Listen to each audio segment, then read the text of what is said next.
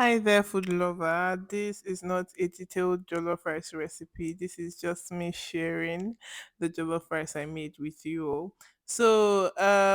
We all know goat meat is very, very sweet. Goat meat is very tasty, but why it has so much bones is beyond me. I have no understanding of that. I don't know why it always has so much bones. So on this day, I made this jollof rice. We just goat bones. It had a bit of meat, but not so much. So the first thing I did was to wash it, of course, with salt. So I washed it, and I think that washing meat is a kitchen chore that I do not like, and I also don't like it when someone washes meat for me. So if I have someone help me wash meat, I would still wash it again. Anyways, I rinsed it off thoroughly, and yeah, we're ready to start the cooking proper. Because once the meat has been washed, every other thing is easy. I sieve that and put it in a pot, put in some thyme, curry, salt, and of course, scotch bonnet. I mixed that up and I cut in some onions, of course, and yeah, I put that on fire. I allowed it to cook in its own water. Brought out the rice. I washed it until the water ran clear. Then I wasn't going to parboil this, so I just put it in a sieve and let the excess water drain off.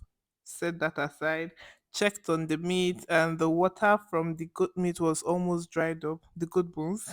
So I added in some water and I allowed that to cook until it was soft and I took them out. So in a pot, to be honest, the best thing for you when you're making jollof rice is to make it in aluminium pot. There's no need stressing your non-stick pot for that because you need that jollof rice to burn. So I had this oil I'd used to fry some other things and I just put it in the pot. This was me taking out the goat bones from the stock. I wasn't going to fry that, by the way.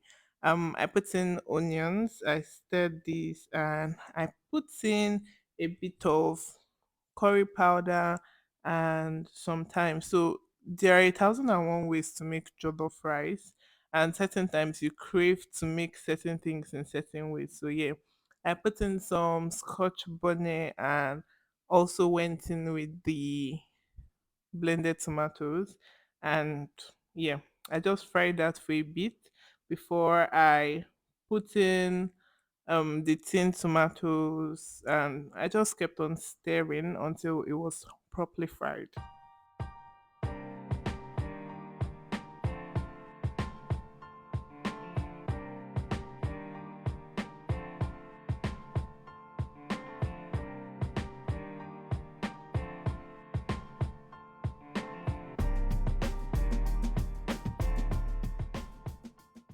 I spiced it up a bit with some salt and pepper, and I just took out some to sprinkle on the meat because I did not want to fry that. It was mostly bones, like I said, so there was no need for me to start frying bones and running around when it to be splashing. So I put some on top of the goat meat, and then I can't make jollof rice with this spicy. It's a spices that I really, really love, especially for jollof rice. So I added a bit of that, stirred it, and put in the rice that was already washed.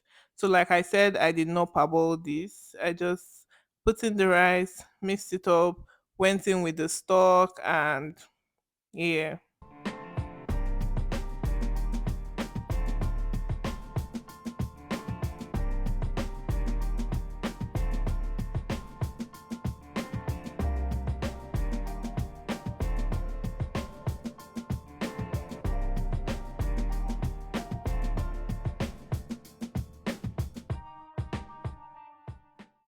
This is one of my favorite aluminium pots because of its thickness, but I forgot that the thing does this thing that is called anyazo. Like sometimes when you're making rice, one part will be properly cooked, the other part won't be properly cooked. So I had to keep turning the pot when I realized and remembered I had to keep turning the pot so that the rice will cook properly.